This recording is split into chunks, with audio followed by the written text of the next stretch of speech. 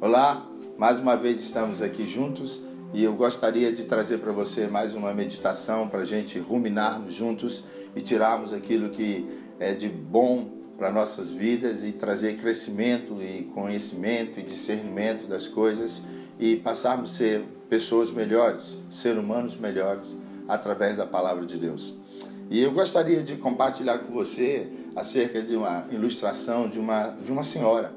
Uma senhora estava dirigindo seu carro e no meio de uma estrada com muitos outros carros atrás dela, na frente, do lado, o seu carro simplesmente parou, morreu, não conseguia ligar mais. E ela tentava na chave e ela ficou ali 1 minuto tentando, 2 minutos. E no 3º minuto ali ela já tentando ligar o seu carro, dentro do carro, alguém atrás começa a buzinar alto. E ela ali tentando, até que ela parou de tentar, saiu de dentro do carro, foi até em direção àquele homem e bateu na janela dele, ele abriu, ele disse assim: eu estou tentando ligar o meu carro, não consigo.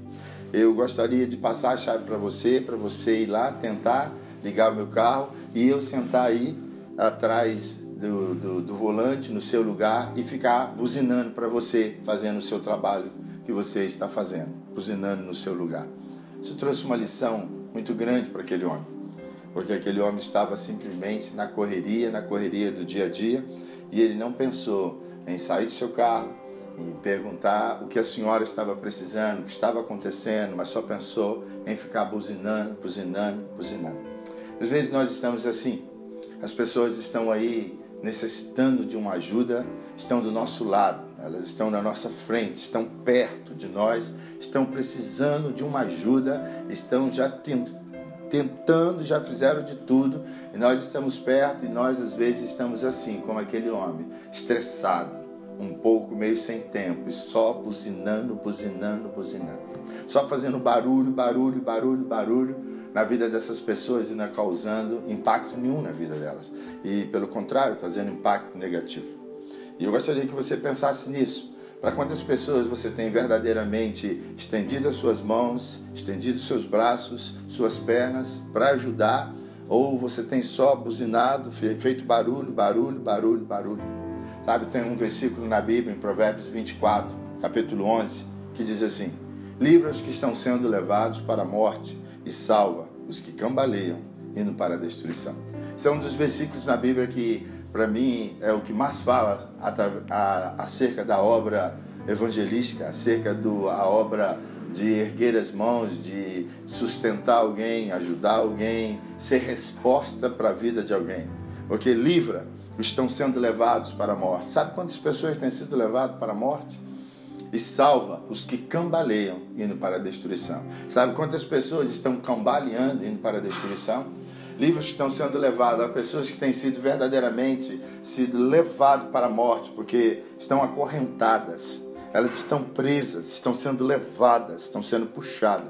E a Bíblia diz que eu, você, podemos ajudar essas pessoas com uma liberdade, trazer uma forma dela encontrar uma força que é Jesus e se livrar disso. E a Bíblia diz também os que cambaleiam indo para a destruição. Sabe o que quer dizer isso, cambaleiam?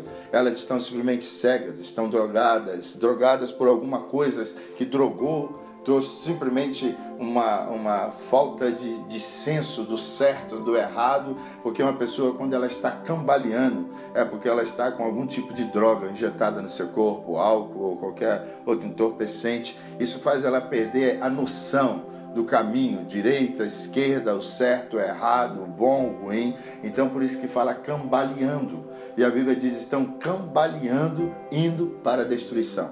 Quando as pessoas estão assim, e nós estamos de trás, ou da frente, ou de lado, só fazendo barulho, só buzinando, e não levando lá uma resposta, ou sendo resposta para essas pessoas. Nós deveríamos de amar mais e julgar menos. Nós deveríamos estender mais os braços do que estender mais a nossa fala, nossa boca, a nossa voz. Mas deveríamos agir mais e falar menos.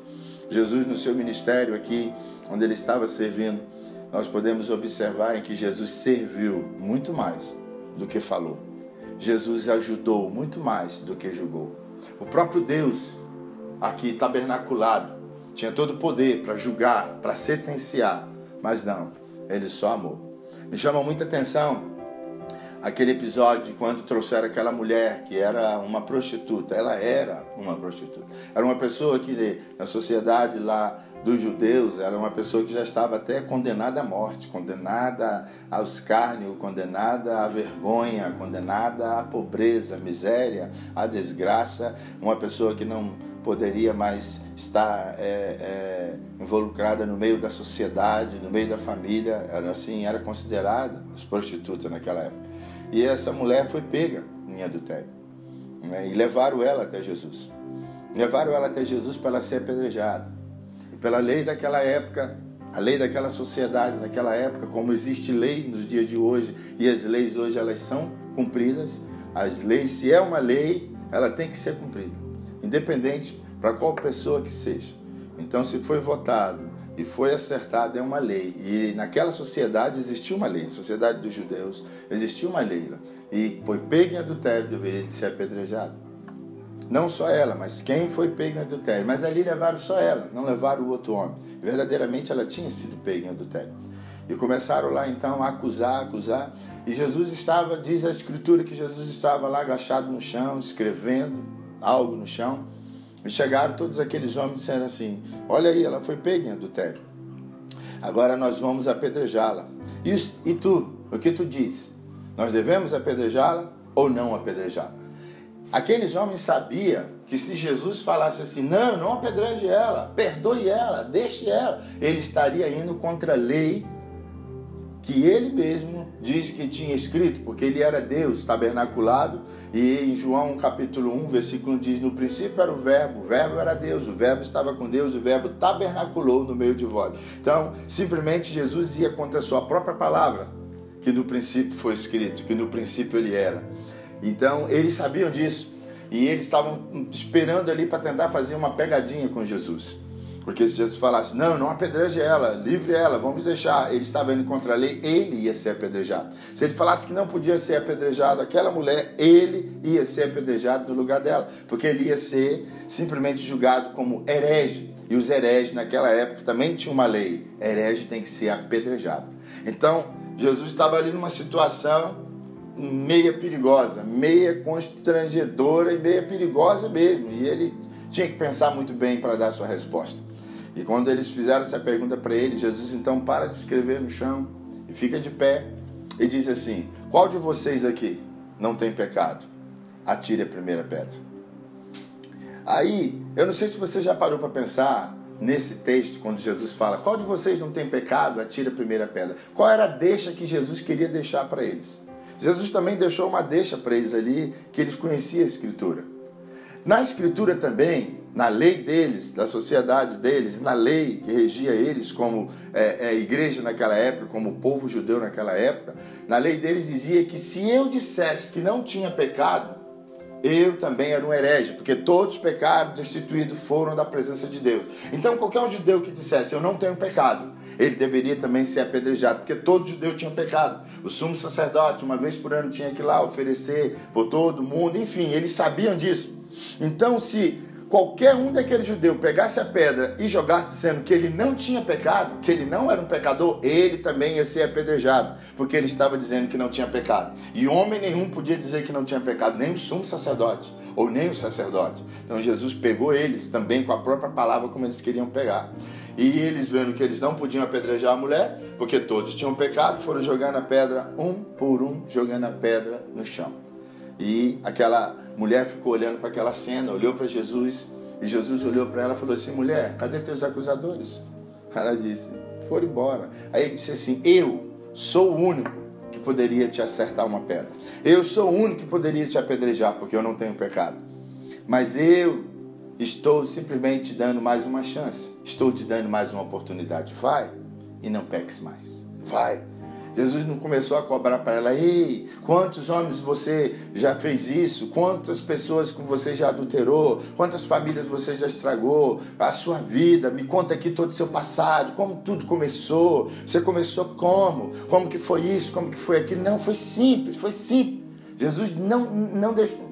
Jesus não colocou empecilho, ele não colocou muitas regras, ele não colocou muitas barreiras, ele só disse assim: ei filha, cadê? Não estão? Eu também não te acuso. Vai, não peques mais. Vai, segue teu caminho. Estou te dando uma segunda chance. Ei, quero chamar a tua atenção para você ruminar comigo. Que tipo de barulho você está fazendo? Esse de tocar a sua buzina? Ou de sair e ir até estender a mão e perguntar no que eu posso ser útil?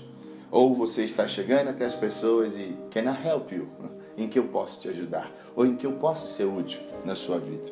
Rumine isso, pense nisso. Você vai se sentir bem melhor, você vai se tornar uma pessoa muito melhor.